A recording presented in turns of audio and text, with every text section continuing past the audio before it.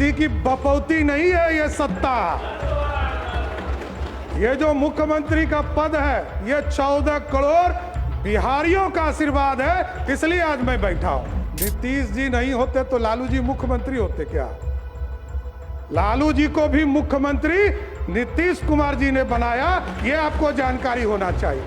और कोई किसी के पाठशाला से नहीं होता। मैं तो कहा कि मेरी राजनीति में लालू यादव जी का अत्याचार नहीं होता तो मैं बिहार का मुख्यमंत्री नहीं बन पाता, नहीं तो जेल नहीं जाता, ना इस राजनीति में आता, मैं तो दूसरे रास्ते में चला जाता। यही भारतीय जनता पार्टी है साथियों, जिस पार्टी ने हमको लीडर ऑफ ऑपोजिशन भी बनाया, भारतीय जनता पार्टी का अध्यक्ष भी बनाया और दो बार डिप्टी सीएम बनाया और आज बिहार का मुख्यमंत्री बनाया है। किस गलतफहमी में आप हैं?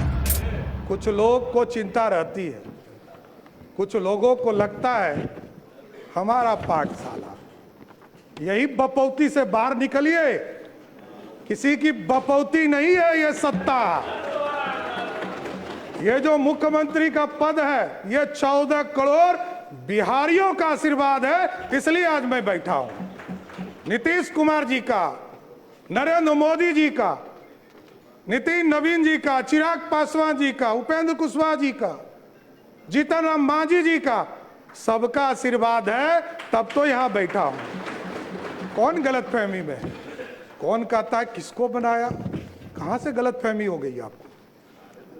अरे मेरी तो राजनीति उत्पत्ति हुई है, मैं बता रहा हूं इस सदन के अंदर। नीतीश कुमार जी को मुख्यमंत्री बनाना था। 94 में समता पार्टी का निर्माण हुआ, मेरे पिताजी संस्थापक सदस्यों में से एक हुए। 1995 में सदस्य बनकर आए और लालू यादव जी ने मुझको जेल में डाला। मैं ही नहीं, मेरे 22 परिवार के सदस्यों को जबरदस्ती जेल में भेजा।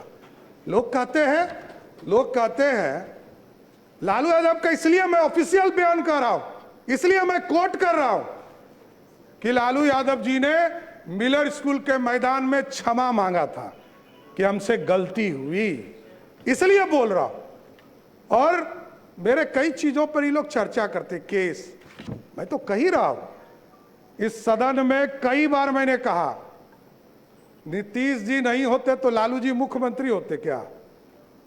लालू जी को भी मुख्यमंत्री नीतीश कुमार जी ने बनाया, ये आपको जानकारी होना चाहिए। यहां बैठे हैं वरिष्ठ साथी, इन लोगों से मिलिएगा, आपको पता चल जाएगा। और कोई किसी के पाठशाला से नहीं होता है। मैं तो कहा कि मेरी राजनीति में लालू यादव जी का अत्याचार नहीं होता तो मैं बिहार का मुख्यमंत्री नहीं बन पाता, नहीं तो जेल नहीं जाता, ना इस राजनीति में आता, मैं तो दूसरे रास्ते में चला जाता। इसलिए कोई गलतफहमी में मत रहिए। हमको पता है आप जो समझा रहे हैं ना, कोई किसी का पाठशाला नहीं है, ये लोकतंत्र है। यही भारतीय जनता पार्टी है साथियों, जिस पार्टी ने हमको लीडर ऑफ ऑपोजिशन भी बनाया, भारतीय जनता पार्टी का अध्यक्ष भी बनाया और दो बार डिप्टी सीएम बनाया और आज बिहार का मुख्यमंत्री बनाया है। किस गलतफहमी में आप हैं? सबको, पूरी पार्टी एक है, कोई गलतफहमी में मत रहिएगा। न्यूज चलाने वाले चलाते रहेंगे, आप कंफ्यूजन में रहिएगा। हम सब एक हैं और पूरा एनडीए कुनबा एक साथ मिलकर सिर्फ और सिर्फ बिहार के विकास का काम करने का काम करेगा सब। और हम लोग को पता है, कई लोग कहते हैं, बहुत चर्चा चल रही है, मैंने देखा सोशल मीडिया, नए नए मीडिया के रूप आए हैं, मैं खुद भी नहीं समझ पाता हूं। मैं यदि माइनर होता 1995 में तो मेरे को जेल में रखता क्या? बाल सुधार गृह में रखता। 1995 में मैं जेल में रहा और ये सारे मामले कोई नया नहीं है। मैं लोअर कोर्ट लड़ा हूं, हाई कोर्ट लड़ा हूं, सुप्रीम कोर्ट लड़ा हूं, सब बार लड़कर जीतकर यहां बैठा हूं, कहीं कहीं दिक्कत नहीं। जो आदेश सुप्रीम कोर्ट का होता है, न्यायालय का होता है, वही करता हूं। और डिग्री में आप भाई पीछे छूट गए। मैं तो यूजीसी हो या यूनिवर्सिटी का मान्यता हो, जब तक उसका प्रमाणित नहीं किया गया तब तक मैं एफिडेविट में अपना, और इसके लिए भी अब चर्चा होगी कि एफिडेविट हाफिडेविट आप कह रहे हैं। अरे भैया, ये बिहार के लोग अब ये बोल रहे हैं कि 3 बार आपका शब्द बदल गया। अरे भाई, मैं 6ठी बार मंत्री के दर्जे में हूं, मुख्यमंत्री हूं। 1999 में पहली बार मंत्री बना, 27 साल हो गए। जितने समय के बाद तो लोग राजनीति छोड़ देते हैं। अभी हमारे भाई अख्तरुल जी ने कहा कि सबसे युवा मुख्यमंत्री, लालू जी सबसे पहले युवा मुख्यमंत्री हुए, लेकिन पूरे बिहार को लूटने में लग गए। इसलिए युवा नहीं, बिहार को समृद्ध बनाना है, बिहार की समृद्धि के लिए काम करना। बिहार में नीतीश कुमार जी और प्रधानमंत्री जी ने जो संकल्प लिया है, 1 करोड़ लोगों को सरकारी नौकरी और रोजगार देना है, इस वादे पर काम करना है। और महिलाओं के लिए स्पष्ट बताना चाहता हूं, नीतीश कुमार जी एक गार्जियन के तौर पर बिहार में काम करते रहे।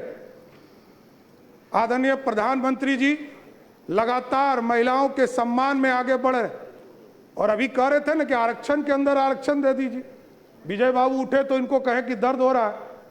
आज देख लीजिए, हमारी बहनें यहां बैठी है, 29 विधायक हैं यहां पर, उसमें से 23 विधायक सिर्फ ओबीसी या दलित समाज से है, 2/3 से अधिक। जब आरक्षण होता, आज यदि संसद में बिल पारित हो गया होता तो यहां 29 नहीं, 122 विधायक जीतकर हमारी बहनें आएंगी। यह व्यवस्था चाहते हैं मोदी जी, और नीतीश कुमार जी ने तो इसके लिए किया। 2006 में जब कानून बना रहे थे पंचायती राज के अंतर्गत, तो 50% महिलाओं को आरक्षण दिया, और 50% महिलाओं को आरक्षण दिया तो आपको जानकर खुशी होगी कि आज के तारीख में नगर निकाय में और पंचायती राज में 59% महिलाएं चुनाव जीतकर आ रही है। मतलब 50 से 59 हो गया। इसलिए महिलाओं का सम्मान करना पड़ेगा, और मैं तो गारंटी देता हूं कि स्पष्ट तौर पर बिहार की पुलिस काम करेगी, और महिलाओं के तरफ कोई भी गलत नजर उठाता है तो उसको पताल से भी निकालने का काम हमारी पुलिस करेगी साथी।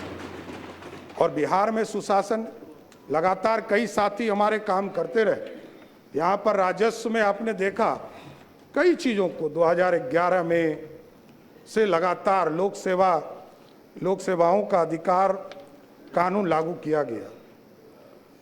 बिहार भूमि पोर्टल शुरू किया गया, ई मोटेशन की सुविधा शुरू की गई। उसके बाद दिलीप जायसवाल जी आए, उन्होंने इसको आगे बढ़ाया, ई प्रबंधन को। विजय सिन्हा जी आए, उन्होंने ई मापी की व्यवस्था कराया। राजस्व न्यायालय में ई कोर्ट की व्यवस्था कराया। संजय सरावगी जी थे, इसको पूरा डिजिटल कराने का काम किया।